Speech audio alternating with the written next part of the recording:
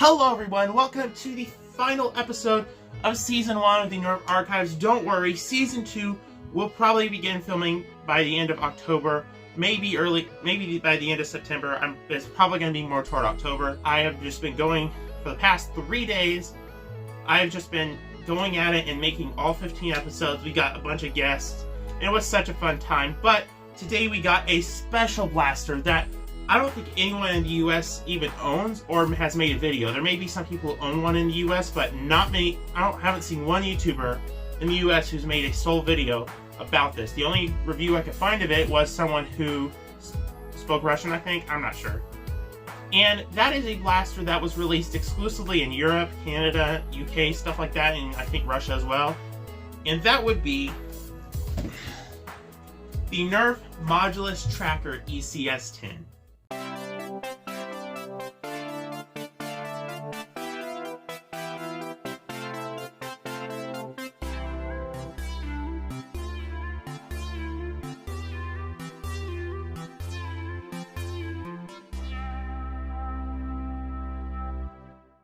To my knowledge, this blaster released back in 2020, which was quite a while ago if you really think about it. This was part of a line that was really the first of only of its kind, and it was a line of Modulus blasters that had like these cool colorations. I think there may have been one more. It was like a Recon MK2 that had a similar coloration to this, but this is the one that actually is probably the most famous.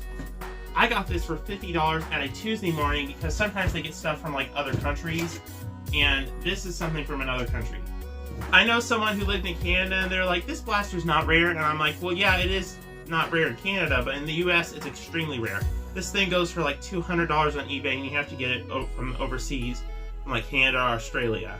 Why this blaster didn't release in the US, I have no idea, but this originally retailed for I believe $70, which is overpriced anyway. But I got it on sale for $50, and it's worth way more than that.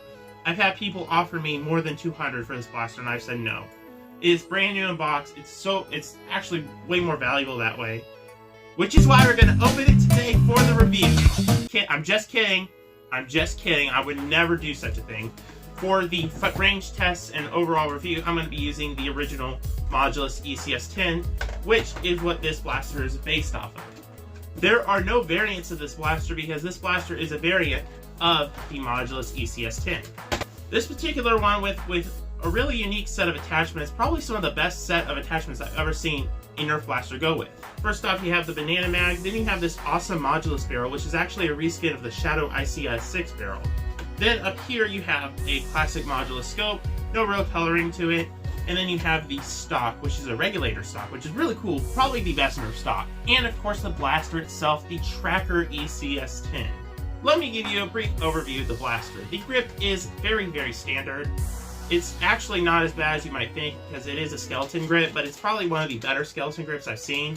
The front grip here is really nice and it makes it a very comfortable hold.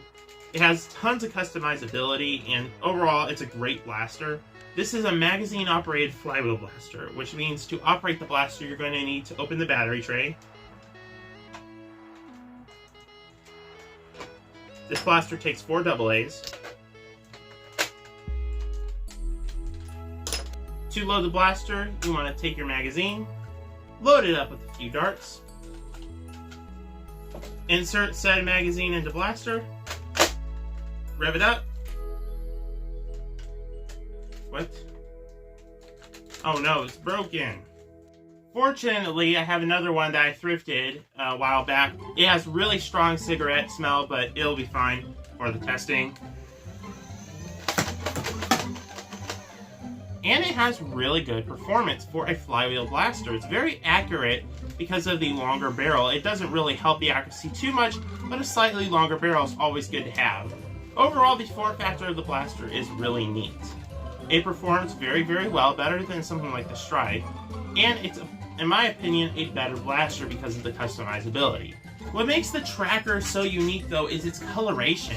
I think it looks really cool. Like, the whole style of it just looks neat. I don't know, it reminds me of Subway for some reason. Also, I forgot to mention, it goes with extra darts, but not an extra magazine, which I find odd. I also find it really weird that this didn't really release in the US, which is just odd as well. Like, I almost want to open it to be able to use it, but I'm definitely not going to because it's such a rare find. If I find another one, I may open that one, but we'll see. I've only ever seen this one at Tuesday morning, and I didn't even technically see it. My dad saw it, and he got it for me, and I'm so grateful for that.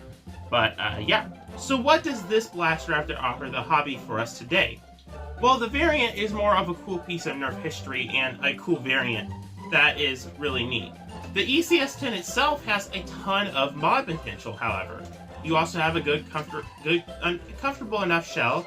You have a lot of customizability. It's even very practical when it's in stock form, and it's overall a good blaster. I'm going to give the Modulus ECS-10, I'm going to go with an amazing rating.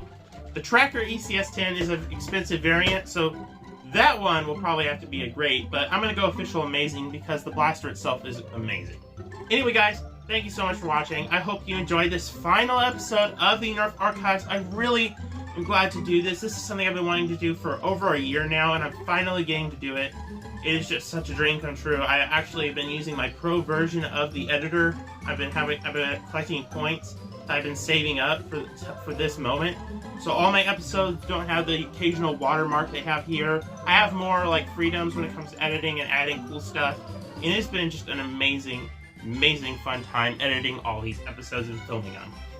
I really hope you enjoyed this series, and if you did, please feel free to leave a like. Please, if you haven't seen any of the other series and this is your first time watching, please go back and take a look at some of the other ones. It's amazing. Season 2 will be coming very, very soon. Probably within a month or two, I'll start filming that. Maybe in late October at the latest, which is, you know, a month or two from now. Anyway, guys, thank you so much for watching this video. I hope you really enjoyed it. And I will be seeing y'all in the next one, which I'm probably going to start doing some more thrifting videos. So stay tuned for that, and I'll see you in the next one. Bye-bye. My junk drawer, my junk drawer. So many things I don't know what they're for, but I won't let it go. No, I will add more useless little things to my junk drawer.